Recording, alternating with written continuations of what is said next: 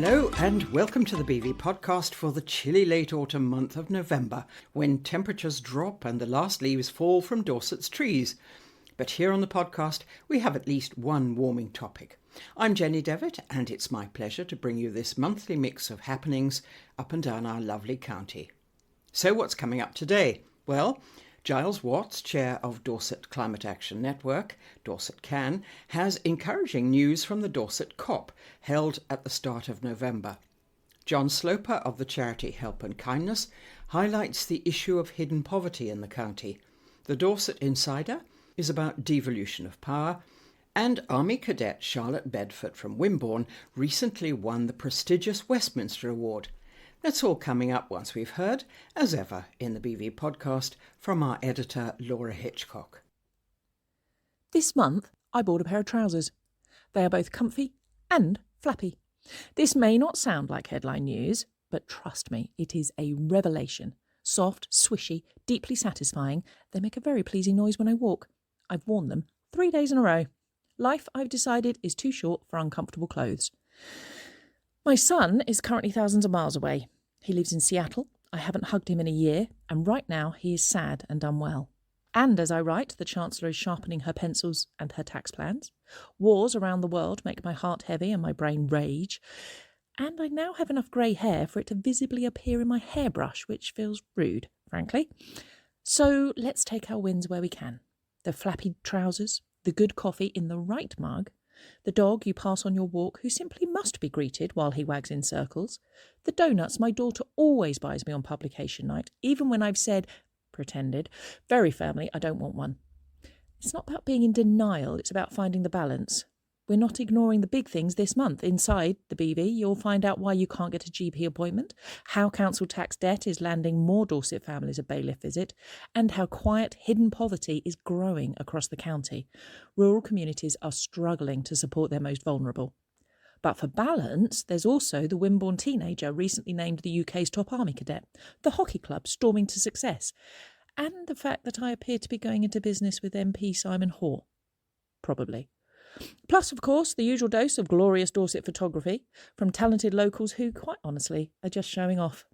So for now, I'm raising a coffee, in the mug, to the little things, the ones that still spark joy. Even when the news is dreadful, the mother worry won't subside, and my hairbrush is rude. Long live the flappy trousers. We hear this every day, and it's true. Times are increasingly hard, and more elderly people and families are finding it difficult to make ends meet. Rising fuel bills, rising council tax, rising food costs, and in winter, of course, this problem becomes more acute. But there is help out there, though often people who could benefit from it don't realise it. John Sloper is CEO of the charity Help and Kindness, and he spoke to me recently about the issue of hidden poverty.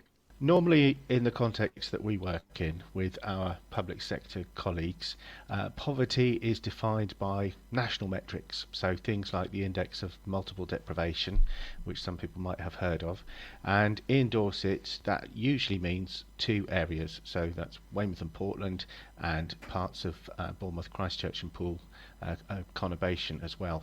However, we know that doesn't cover the full picture, and one of the things that I've been passionate about over many years actually is the poverty that is hidden within our communities that look pretty well off, pretty stable, and where you can't see it. So people living in large houses where perhaps they have a fixed income and the cost of living has meant that that fixed income is no longer sufficient to support them in the places they live.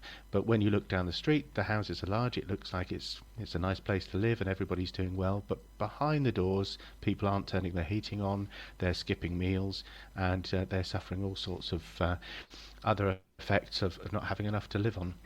In a way, it's what we used to call, for a certain sector of society, genteel poverty. I suppose you could call that. Unfortunately, it hits everybody, though. This is the thing. And because we don't have very many places where we speak about these things or we engage with these things, it can happen and creep up without you realising. So we've got examples of people who are on two reasonable, if not good incomes, working in professional jobs, still using food banks. just because they haven't got enough money to make ends meet each month. Families struggling, individuals struggling, older people, younger people, it hits everywhere. But the thing we're very much concerned with is the fact that because it's invisible, it's sometimes difficult for people to reach out or for others to go and support where that person needs help. It is a question, isn't it, John, also of people's dignity and self-respect. They don't want to be asking for charity. They don't want to be asking for help because they feel that they shouldn't be doing that. They shouldn't have to. Absolutely, Jenny. And I think when you've got people who are working hard and doing absolutely everything that they can, and they're still slipping behind, there's all sorts of complicated impacts to that in terms of people's mental health, in terms of their sense of isolation and of being, caught up in something that's out of their control. And it only takes one thing sometimes to tip you over into that situation. So if the fridge breaks or the car breaks down, or you have an unexpected problem with your house, like you've got a leaky pipe or you need to replace a boiler, those sorts of things can push just about anybody over the limit in terms of what they can cope with.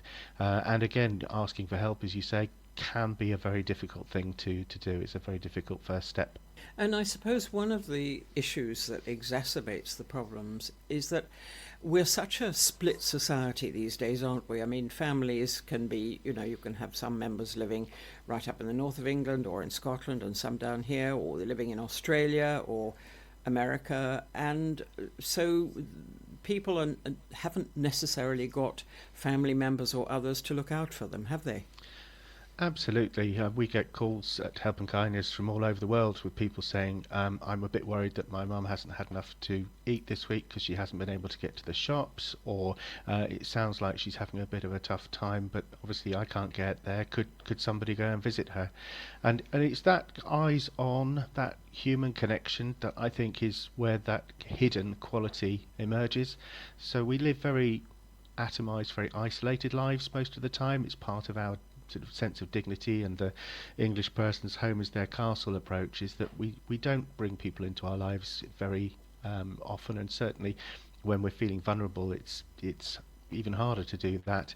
And so we don't often see when things are happening, as neighbours and friends and people living in the same place. And then if you haven't got family around or you haven't got friends living nearby, you can really slip below the surface almost without anybody noticing. And that causes me, sleepless nights, frankly. I worry a lot about, how we can be there and provide that kind of support for people. You use the word vulnerable, John, and it is the fact that if somebody slips below that sort of that margin, that line between poverty and being all right, they lose self-confidence, don't they? And so that means that there's even less willingness to ask for help, because people feel that, well, it's just. It's difficult for them to do it. I think so, and I think there's something about working in this space which requires a great deal of empathy and a great deal of sensitivity and patience, and a sense of kind of approaching this with a non-judgmental attitude. There, but for the grace of God, go any of us, frankly, in this situation. I mean, I'm fortunate in my situation at the moment, but that hasn't always been the case throughout my life, and it is tricky. It is a difficult thing to recognise, to see the types of things that you might be struggling with, and to know what to do. Often it's very difficult to know what the best option is for you, and that in itself can be quite disabling.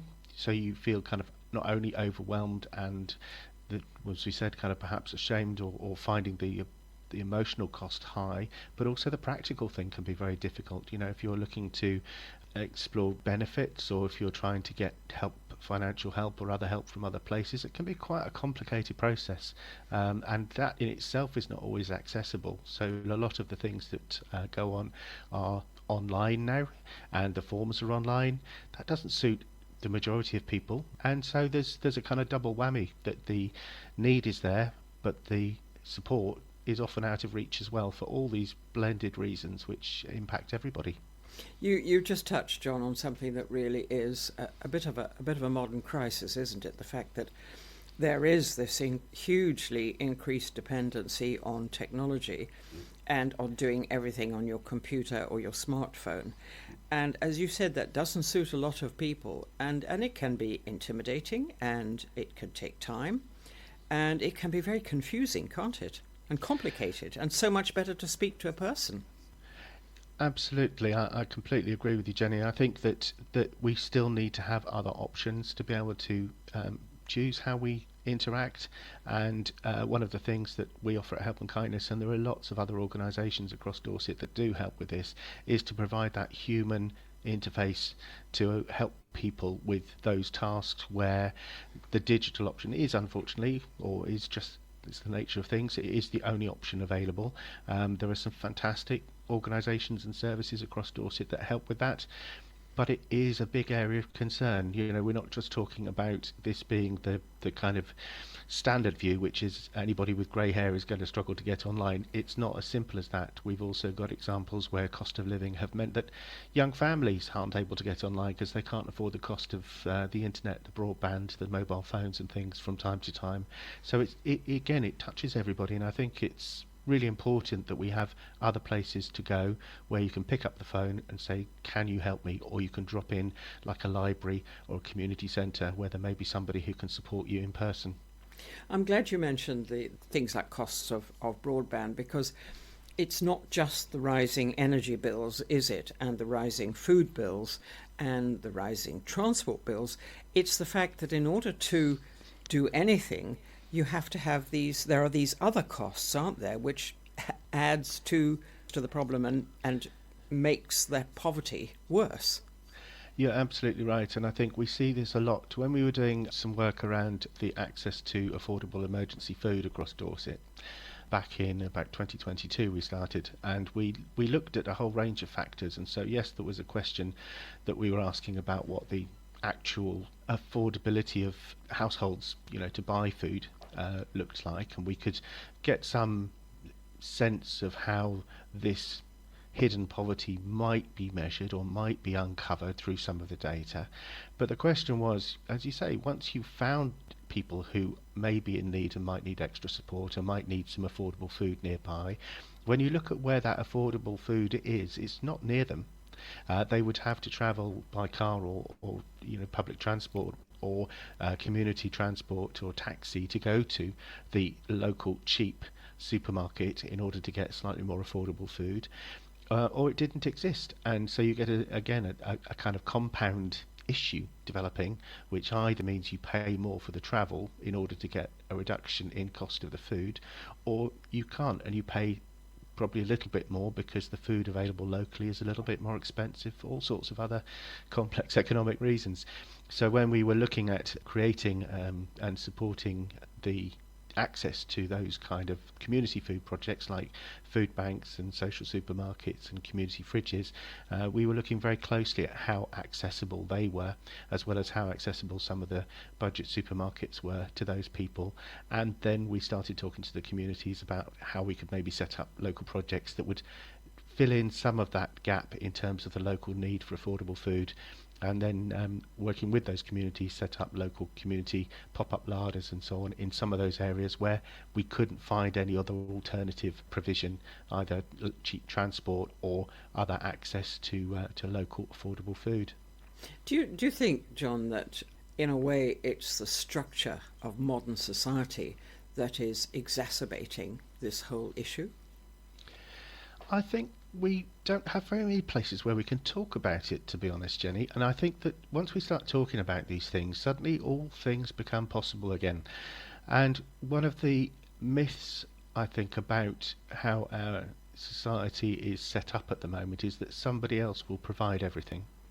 And what we really need to be doing is talking about how we can be much more interdependent with one another, and having conversations just recently about transport again, and talking to colleagues, and there's a sort of expectation that transport should be provided and that there should be a kind of provision that's available to everybody. Now, in a place like Dorset, that's never going to work. We've got far too many small villages. We're never going to have a public transport system that's going to meet everybody's needs. So where does a compromise lie? And I think some of that comes down to people thinking about what they can do for themselves, whether or not we also take a neighbour with us when we're going out to things, and actually look at how we talk about those things together. There's some fantastic neighbourhood car schemes that's so informal. You know, they don't have a name really. It's just people looking out for each other and taking it in turns to take one another to the shops, to the supermarket, to the GP, or to the hospital, wherever it is people need to go. And it's that sort of thing that I passionately believe is that kind of compromise space that will do so much and does so much for people to mitigate some of these challenges where we just don't, and we will never have enough public sector support to meet all the needs that we have. So we need to look to each other, and having this place for debate, whether that's a parish council or whether that's a community forum or whether we get together and meet on Zoom if that's what people like to do, and just talk about these things together and work it out. How's it going to work out here? What's the best for our village? What's the best for our community, my friendship group, my family, our school, and have these conversations together rather than sitting back thinking somebody else is going to fix it. We can fix it, and so many people make those choices and get involved in those conversations. It'd be great to see more of them happening, and people feeling more empowered to support one another. Yeah, I suppose that's what you're really saying then. What it all comes, when it comes down to it, it's really about community. You know, everyone looking out for everyone else, particularly outside their family unit. Just noticing. Absolutely, and that tackles that original question you said about what is hidden poverty, because we become aware of each other, we become more able to talk about, you know, what we need and what's going on. That kind of sense of isolation, which again, you know, brings fear with it. This is another thing that we notice, is that when people aren't connected, they feel anxious about what's going on around them. Whereas with Help and Kindness, one of our foundation kind of drivers for what we did in setting up Help and Kindness was to shine a light on all the amazing stuff that's going on, the good things, the good people, the good organisations, the services, the support and so on that's around all of us to a greater, fairly substantial extent actually, so that we don't feel that we're alone, and that we have places where we can reach out. And whilst we might not want to talk to our direct neighbours about some of the things that are going on for us, we still can reach out to a slightly wider community that we can connect people to support needs and so on. But you're absolutely right, the community dimension is key. With people not being able to travel because of transport, things have to be available increasingly on the doorstep, or as I said, through the good kind actions of local neighbours who can, you know, provide the transport. But the idea that we can be more self-sufficient as a community, I think, is a really powerful vision and aspiration, and it means that we can find things and support things that make the right difference locally. So in some places transport isn't a problem, but loneliness still could be. In other places access to food might be an issue, and people working together to set up lunch clubs or community fridges might be the thing that needs to happen. And in other places it might be that people want to get out and be active and physically involved, you know, a lot more, and what we need is someone to work on the local footpaths and make sure they're kept safe and free from kind of encroachment and so on, or maybe even put a seat halfway round so that people can stop on a walk and just kind of take their time. So it's all these lovely things that people can do, but they all come from that community sensitivity, that local knowledge, that local capacity, and, you know, what people want to do and how they can respond together springs from those conversations. In a way, what you just touched on, John, is that many of these things could give people a greater sense of value and self-worth. You're absolutely right. I think it's so much of a kind of two-way street. There's never an act of kind of generosity that doesn't bring back some value in some form or another. And those acts of kindness, they not only appreciated, and you kind of receive that back from individuals sometimes you don't, but most of the time you will. But also there's that sense of just being purposeful, and one of the most powerful things I think we encounter with our work at Help and Kindness is just the act of being there and listening to people and meeting people and taking their story seriously, taking them seriously, is the most moving and sometimes liberating thing that we could offer.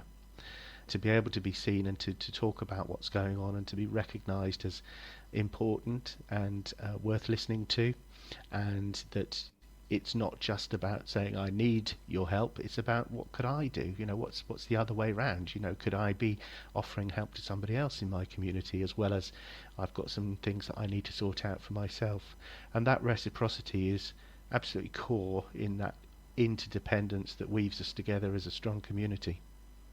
Here's a thought for you, John. I can remember when staying with my grandmother in outside Belfast when I was a girl, and the delight of the Ormo bakery van coming around. So in other words, the bread came to you. You didn't have to go to a shop for it. We're used to seeing all these supermarket delivery vans going around the place. Wouldn't it be nice to have a sort of a food van that went around, which was effectively a shop on wheels? Absolutely. There's some really lovely examples of that around the country, and we're also very fortunate in Dorset in terms of some of our public sector services being offered on that basis too. So mobile dentistry and health and wellbeing vans, mental health support. We've got Citizens of Ice offering mobile access to their services as well. And what's really lovely about that is that once you've got one of those things working and it's starting to develop, then you can start to wrap around other services and other opportunities in that space. So for instance, we've had examples where we've set up these pop-up larders, so these social supermarkets in different places, and within the year we've also had, by the end of the first year, we've had other groups attached to it. So we've had Citizens of Ice advisors going along, we've had mental health support going along, we've had other local groups going along to kind of be around and just to be part of the conversation when people are coming along to collect their food.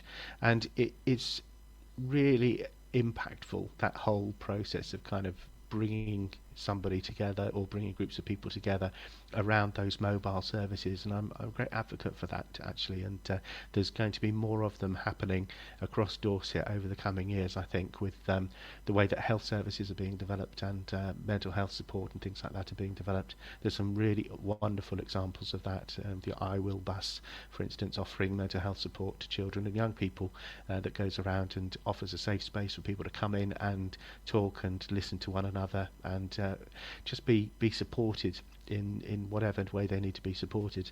It's really good, and I would love to see, we are having some conversations about whether we could have more local food delivery on that basis to kind of complement what we get from the supermarkets and to bring in more of our local growers, market gardeners, allotments and so on, so that we can enjoy more local food that's grown in Dorset, a Dorset diet, a seasonal diet, and really improve the nutrition for people across the whole of the county.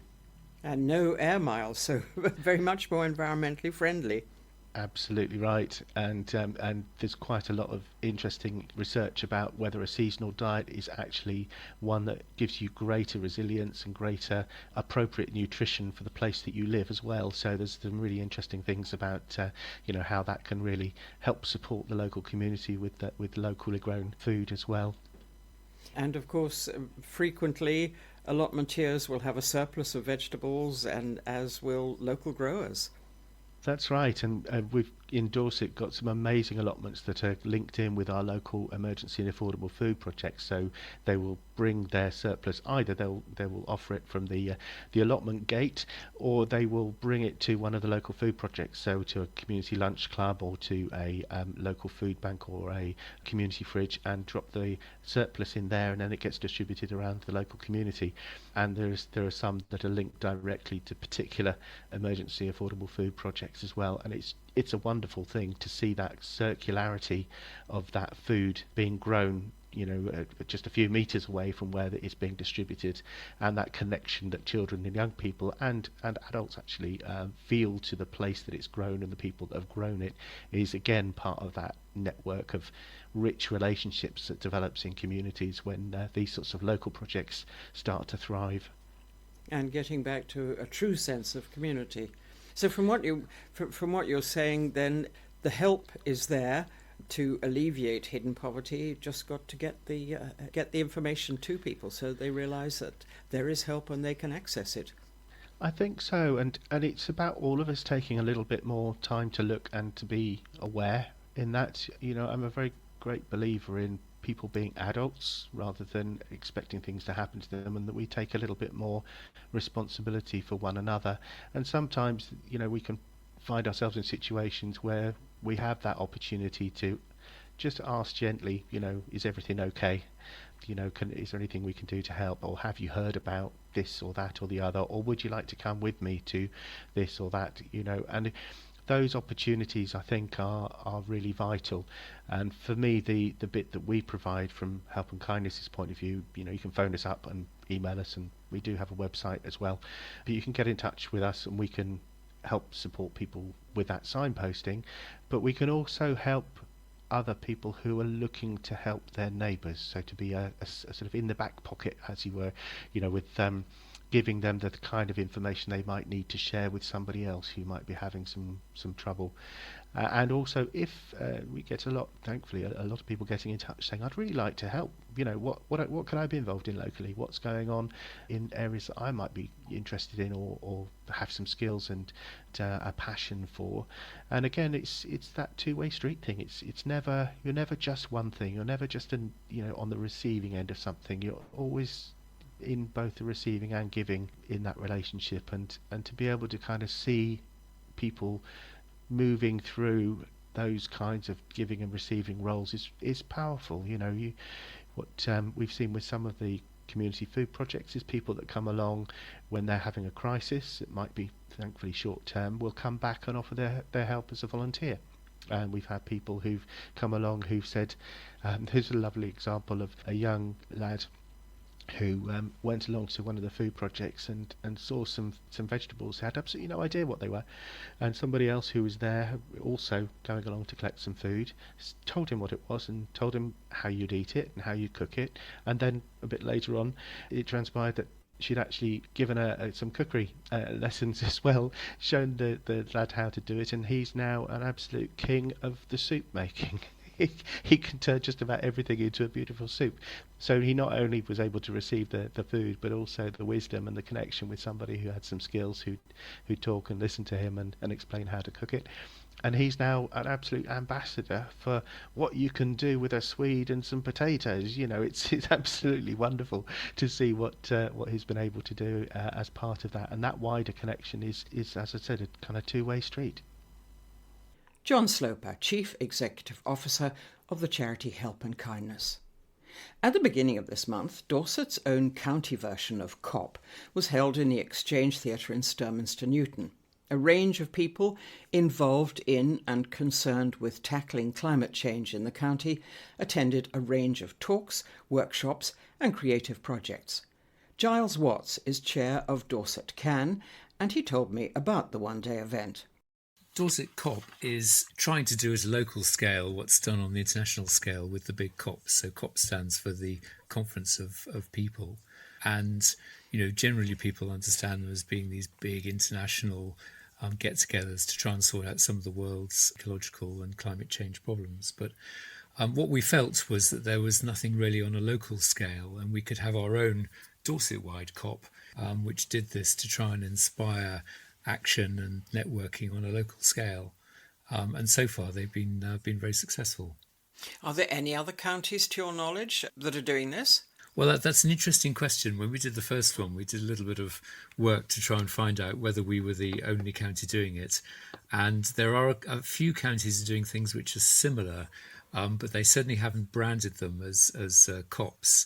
And we think we are the only one at the moment who's doing it, and we're thinking we quite like the brand and might want to try and encourage other counties to join forces with us.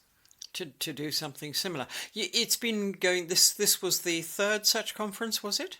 It was the third conference, yes. We had the first one in Dorchester 2 years ago, and then last year we were at Bournemouth University, and this year we felt it'd be really important to do something around in rural Dorset. So we went to Sturminster Newton in the north, and you find often that the people living in the north feel that they are rather neglected when it comes to such activities and workshops and conferences.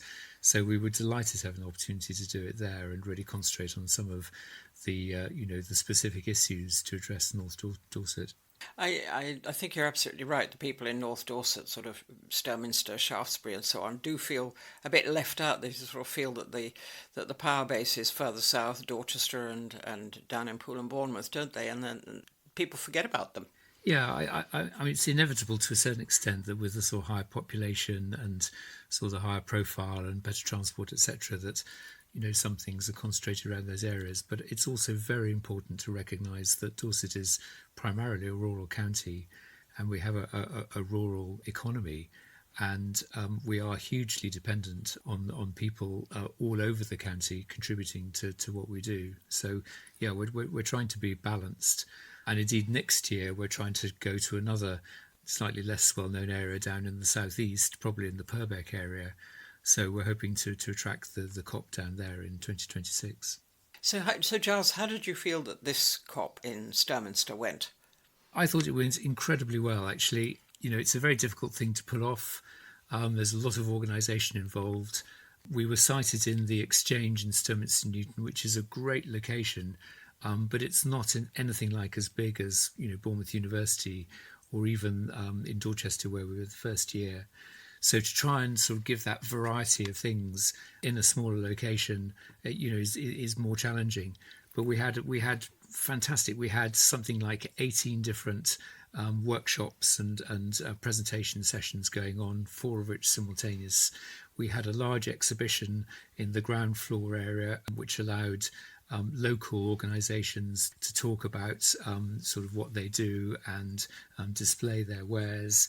We had a cafe where there was Lego going on, which was run by somebody who's keen on something called Bimby, which is beauty in my backyard, and relating the Lego to sort of eco activities, which was great fun. And we had an exhibition of clothing, climate-inspired clothing from the Arts University of Bournemouth with some extraordinary costumes. I mean, I'm nothing to do with the clothing industry, but there were some very clever things there which were using sort of waste materials and building them into glorious costumes. So there was a whole variety of things going on, and it was superbly organised by Sustainable Dorset, primarily Jenny Morissetti, and her gang of people. And yeah, we thought it went very, very well.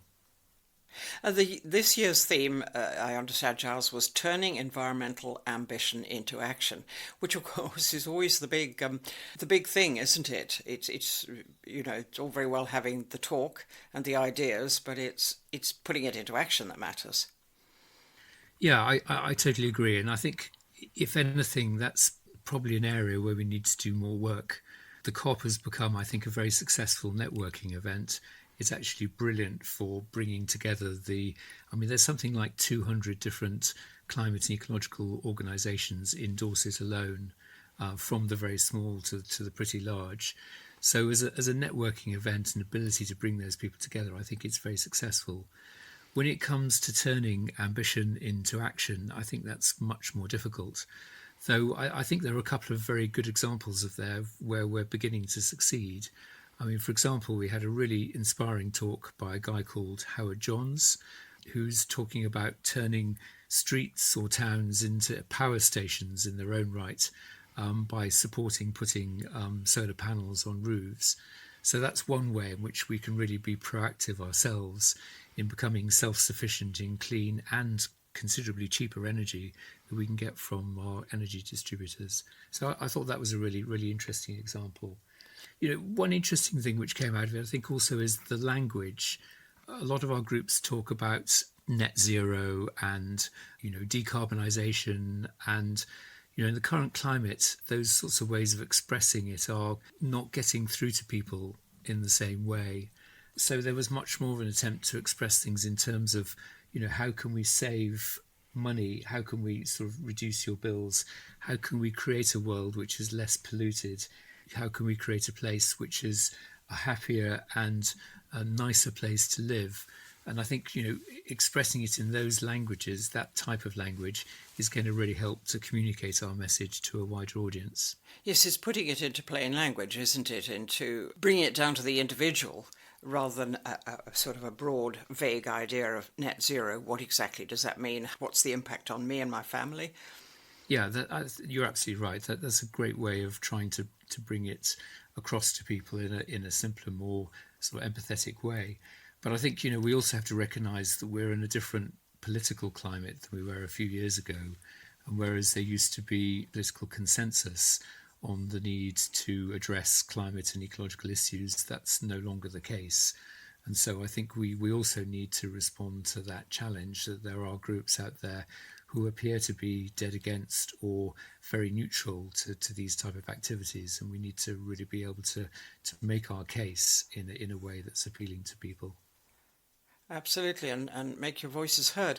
Now, there are a couple of very important topics which I understand were under discussion in the morning. One was public transport, particularly relevant to Dorset, isn't it? Yeah, particularly relevant to Dorset, and especially relevant to North Dorset, where the travel infrastructure is very, very poor. We were very lucky, actually, because in our little workshop, which I was organising with the TAGs, which are the transport action groups across Dorset, we had Nick Ireland, the leader of Dorset Council, and also Andy Hadley, who is the portfolio holder for infrastructure at BCP.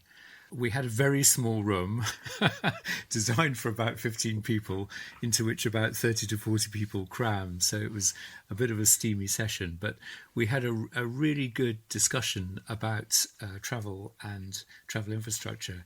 And there were some quite interesting things that came out of that, because one of the things that Nick Ireland said up front was that obviously what Dorset Council is trying to do is to build the economy of Dorset, provide high quality jobs and satisfy the government requirements for more housing. And that sort of growth clearly needs to have infrastructure alongside it.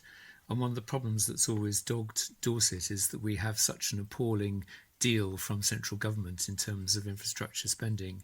And he made this interesting statistic, I guess, that Dorset gets about a third of what the surrounding counties get in terms of money per head of population for transport, and about a tenth of what they get in the metropolitan areas like Manchester. So that if we're ever to be able to properly sort out our transport systems, we need to have a better financing for it. And I think what they're pinning their hopes on to a certain extent are these mayoral authorities, where Dorset joins with Somerset and Gloucestershire and BCP together as a mayoral authority, and as a result get access to larger central government funds, which can be used to support the infrastructure that we need. Yes, it is a huge thorny problem, isn't it? Public transport. You mentioned fashion earlier, and I understand that fast fashion and the exploitation of clothing workers also came up. So what could Dorset COP do about that? Any ideas on that front? Well, you're straying into territory which I'm less qualified to talk on, but. You mean you're not a fast fashion addict, Giles? Well, I'm sure my wife would probably agree with you on that, but more that I don't know enough about the ecological side of it. But my limited understanding is that it's an industry which is actually very hard to decarbonise. A lot of the materials that are used are difficult to recycle and therefore end up in waste or incineration. And therefore, to get to a circular economy, which we'd all like to be able to do, some significant changes need to be made. And I think actually the fast fashion side, if you like, is the fun side of it. Most people quite enjoy looking at some of those strange and wonderful costumes that are seen on the catwalk. And it helps you to think about, if they are made from recycled material in a creative and interesting way, it helps to make you think about how you can be more careful in terms of recycling, your own clothing and your own waste, and supporting the circular economy in that way. Giles, how much involvement was there and is there likely to be in future Dorset COPs from younger people? It always seems that it's people of a certain age who get involved in these sorts of events. And action does need very much to come from the generation that's going to face the broader impact of climate change, doesn't it? I totally agree with you. And of course, I personally fall into that sort of older category myself. I was actually very encouraged by the COP this year because we had a large number of younger people. I thought a better balance than we had even in Bournemouth last year. And we had some very inspiring talks by younger people. I mean, we had Emma Sarum, who's based in Devon, who came to talk about her journey and was very inspiring on that front. We had Tanya Bellows, who's a graduate student in environmental law, who talked about the rivers and helping to clean up rivers and pollution. And we had Laura Tiley of The Living Place, who was one of the co-organisers of the conference, of the workshops. And she also talked very inspiringly about what she's done and her journey. So I think we have some very, very good young people in our local area who are contributing to the debate. But I agree with you, the challenge is to get even more involvement with younger people. And I think that's one of the things we're going to try and tackle head on in the next COP, which, as I said, we're hoping to be down in Purbeck, where they've got some fantastic initiatives like Wild Purbeck, where they're involving, giving every young person in Purbeck an opportunity to discover nature for themselves. And I think if we can maybe partner with them in some way, then that will help to attract a whole new, younger group of people to our COPs. Maybe you could consider holding the next COP in one of the big schools. Yeah, possibly. Yeah, we've talked about having a youth COP as well, which would be run in parallel or just before or just afterwards. So that when we invite some of these very well-known speakers down, we share them with a school and have a school COP at the same time. So I think there's lots of interesting ideas out there. We just need to try and crack the code and find out how to do it properly. Giles Watts, Chair of Dorset CAN. This month's Dorset Insider is on the subject of the devolution of power. Is it, wrote the contributor to the BV magazine, just an excuse for the dumping of unwanted tasks? A recent council get-together to discuss devolution tempted me out the house, I know, but stick with me. It's a hot topic just now. But what exactly is the deal with super councils and devolution? Is it a Rayner pipe dream? Do we need more mayors? And what's the cost? It's fairly common knowledge that following the Labour government directive to form super councils, Dorset Council is set to merge with Bournemouth, Christchurch and Poole, Somerset and Wiltshire for strategic discussions. Already that's cause for concern. More mayors and the risk of rural voices drowned out by the conurbations. Less well known is the idea of double devolution, where services run by a local authority can be passed to town and parish councils. Could they actually do a better job? And what would we, as parish councillors, even want to take on? As I sat listening to the superb work done by Yeovil Town Council in taking on big projects from Somerset Council, I was initially inspired. It's no mean feat to take over a country park, recreation ground or entertainment services, and it looks as though the Town Council has made a cracking job of it. They did, however, have to increase the precept. Yet few residents complained, perhaps because they could actually see results. That same call to raise precepts echoed throughout the meeting. Dorset Council was clear, anyone taking on services must also pay to maintain them. The list of potential handoffs included public toilets, playgrounds, recreation areas, and even community transport. There was more crowing about the need to keep people healthy in communities. More of that later. Some of the town councillors looked quite smug, but for many small parishes, mine included, the question is, what exactly is there to devolve? We have no public loos or car parks, and we already manage the recreation field. I have no plans to go full Rod Stewart and start filling potholes, though I might be partial to buying a few signs, which highways won't. And I can't see myself driving a gritter anytime soon. Some things are best left to the professionals. However, in some villages, there are so many things that have not been maintained for years that it would be like opening Pandora's box. Then there's another issue around the volunteers, who would no doubt be called upon to deal with all the devolved services as free labour. Our own parish's volunteer linesmen and grass cutters are in their 80s. It's not just an issue about stuff the council wants to offload onto parishes. It's about future plans for when current volunteers are having to call it a day. And it's also about sharing the workload. Young people don't generally come forward to help out with village jobs. It may be time for a rethink on how we make volunteering more attractive.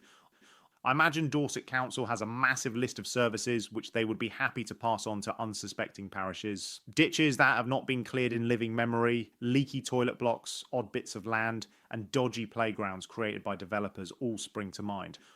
After being told how Dorset's aspiration to keep us healthy was paramount, a cholesterol-busting lunch awaited in the bar, chips, sausages, quiche, brie in breadcrumbs, all designed to cause havoc with your coronary arteries.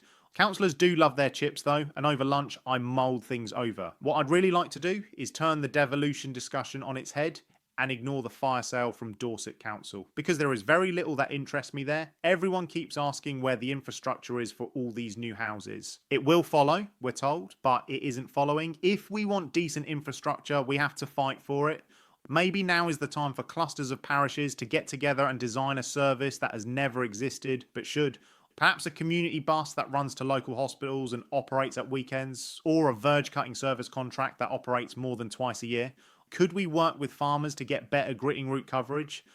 Like Yeovil, we'd need to raise the precept to pay for them, but at least we'd be funding things people actually need and use. It could even mean employing local people to deliver the services across several parishes. While the devolution conversation did get me thinking, turns out it's actually about what is not being said then, rather than what is being expressed right now. Devolution, it turns out, isn't just about what the council hands down, it's about what communities choose to build. Before we inherit anything, parish councils need the freedom and the confidence to design the services that truly serve them. Finally, in this issue of the BV podcast, many congratulations to Charlotte Bedford of Wimborne, who very recently was handed a coveted trophy of a lion, the prestigious Cadet Vocational College Westminster Award, to give it its full title, but usually just shortened to the Westminster Award. She went along to the House of Lords with 11 other finalists and was thrilled when her name was read out as winner. I was very surprised. They did a little speech beforehand why this person deserved to win, and when they announced my name, I was so shocked and excited and happy all at the same time. Did you think, Charlotte, that there was someone else who might, one of the other 12 who might have been in the running to get the award? Yeah, definitely. All the people there deserved to win, hands down. I mean, we were all in the final. Yeah, I was very shocked, but everyone was also really happy for me as well, which was nice. It was a very nice community, and we're all still really good friends now. So. That's lovely. I suppose the sorts of things that you had to do to qualify were just the sorts of things to help you forge good friends, weren't they? Yeah, so we had to do lots of command tasks. So I think one which really sticks out for me is that we had to do, we went caving, and that was a completely new experience for me. But the rest of my teammates helped me through the cave, and because there was one bit which was called the post box, and you had to put your head on the side in order to squeeze through it. But everyone was really supportive of each other, and yeah, it was really a good bonding experience. Where did you go and do the caving? So we did it in Wales. So in the final, we started off at Southampton, and then about halfway through, we went to Wales near the Brecon Beacons. And so this was the first time you'd ever done any caving, was it? Yeah, first time. So yeah, new experience. You know, I would. It's not something that appeals to me at all. I think I would find it very scary and rather claustrophobic.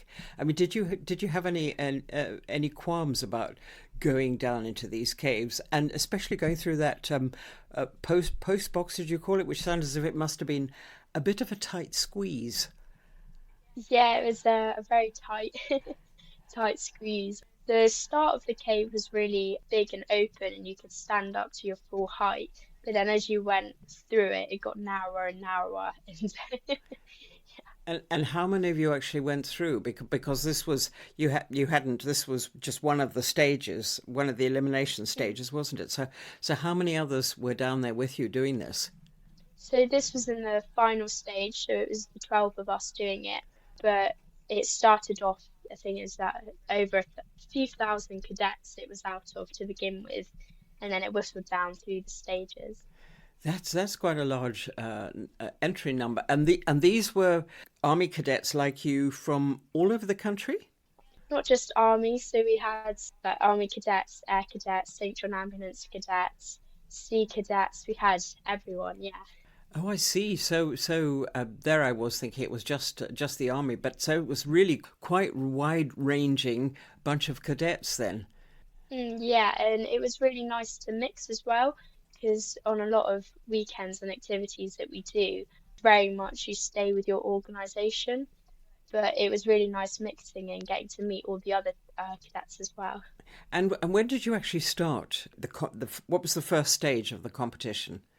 So the first stage, I got nominated for it this time last year, and it was a nomination by your cadet commander. So they put a little paragraph together about you and why they think you should be nominated. And then if they liked you, you got onto the second stage. And this was for the Dorset Army Cadets, was it?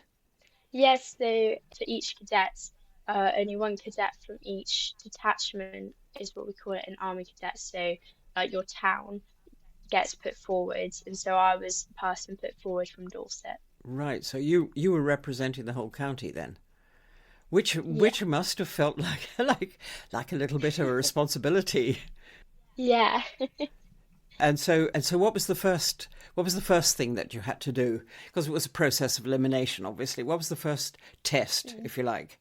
So in the second stage, we had to write about ourselves and say why we think we deserve to get through to the next stage, and basically just write about life experiences that you've done. So I mentioned I went to Cambodia for a month with school, and we did lots of voluntary work out there. And I mentioned that, and I also volunteered for my local community library. So yeah. So various things like that. Do you know, I would find it a bit daunting personally to have to sit down and say why I thought I qualified for something. Did it bother you, or did you find that difficult to have to do? Yeah, it was really strange having to sort of say, "Oh, I think I should do it." Yeah, it was really strange, but my mum and dad helped me and sat down and gave me a few ideas to talk about, and my friends and that supported me through. So Oh well, thank goodness for them helping you then. So that was one of the first things. So what was next then? What did you have to do after that? so the next stage, so the third stage, we went away for a week in Easter, and we competed in doing command tasks. So the first thing we did was a big icebreaker with everyone, getting to know each other, and we did something called a gun run, which is basically a wooden cannon, and you have to run with it, take it apart, take it through the obstacle courses, put it back together, and then run again. So And did you have to it's do really that fun. against the clock? No, so it was just against each of the teams. Yeah, it wasn't timed, but at one point, half of us were blindfolded, which made things interesting. But Oh my word, yes, yeah.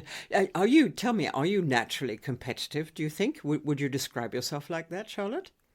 I would say I'm competitive. I always want to get the best out of things, but I also just want to enjoy the experience as well. I think that's the main thing for me. Doing this whole thing, I've just enjoyed every second of it. That sounds like a very good attitude to have, I must say, rather than just thinking I have to win, I have to be better than everybody else. I mean, the idea of enjoying it. So, and then was there anything during the elimination process, any of the tests or the trials that you didn't enjoy? No, I don't think there was thinking back. Everybody there was absolutely lovely, which made the whole thing even better. We did lots of different activities, which was really fun, and we also got given lots of things out of it. So, through the Westminster Award, I've got my level 2 BTEC, and I've got my level 3 ILM, which they're equivalent to a GCSE and an A level. So I've gotten so much out of it, and I've enjoyed every second of it. So it's been a really good grounding for, for, Yeah. for life in general, it sounds like it. Yeah, yeah, absolutely. And I imagine, though, Charlotte, you have to be, to do what you had to do, you had to be pretty physically fit to go through that process. So have you always been an active person? Yeah, I've always thrown myself into everything I can. Yeah, I joined cadets 4.5 years ago now, and just every opportunity that's come out of either school or any of the clubs I've participated in, I just throw myself into it because the worst thing that happens is that you realise you don't like it, but you've given it a go, and you wouldn't know that if you hadn't tried. Yeah, it tends to be a sort of general rule in life, doesn't it? That if you enjoy Mm. doing something, you're going to be good at it. Yeah. Now, you were a Girl Guide when you were a bit younger, and it did sound to me as if you joined up, you became an army cadet kind of by chance, not because you had a burning ambition to do that. No, yeah, it's completely by chance. So I aged out of girl guiding, and one of my mum's pupils, because she's a teacher, started talking about it, and my mum thought that I'd love it, and my friend also mentioned it to me as well. And I thought, well, that's two people that have said now. So me and my friend went and joined, and then we just never left. And it's another thing that you love it, yes? Yeah, I absolutely love it. I'd recommend to anyone that we do. What do you most like about being an army cadet? The first days was always my favourite.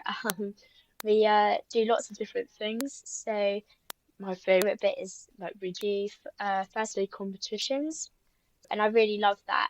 We get to go up to Manchester if we get through to the nationals, and yeah, it's just really fun every year. And so you're meeting lots of other people.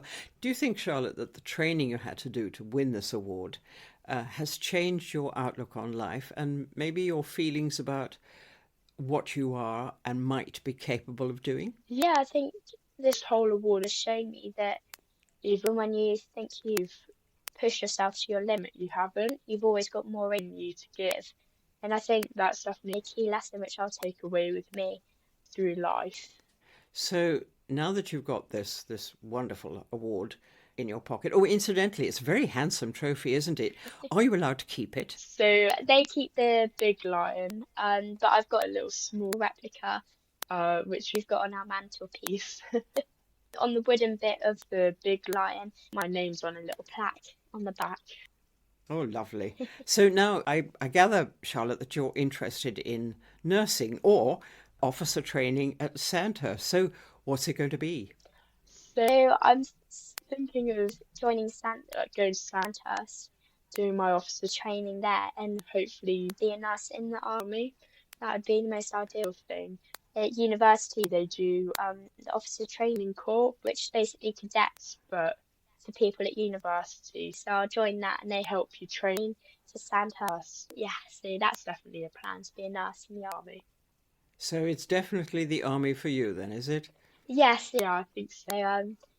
I have a lot of family that's been in the army, and each and every one of them has just sung its praises and how much experience they've got from it, friends for life. And I think that's definitely for me. So that's your career path sorted out for you, isn't it? Yeah. But no great rush to choose since you've still got to finish school, haven't you? Yeah, so I've got my A levels next year, so get busy revising for that.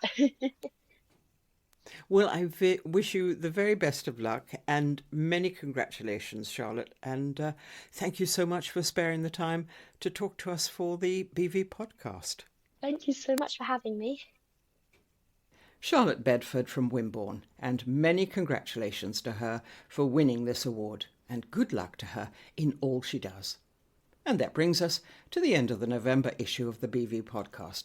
Do join me again next month. Until then, it's goodbye from me, Jenny Devitt. Bye-bye.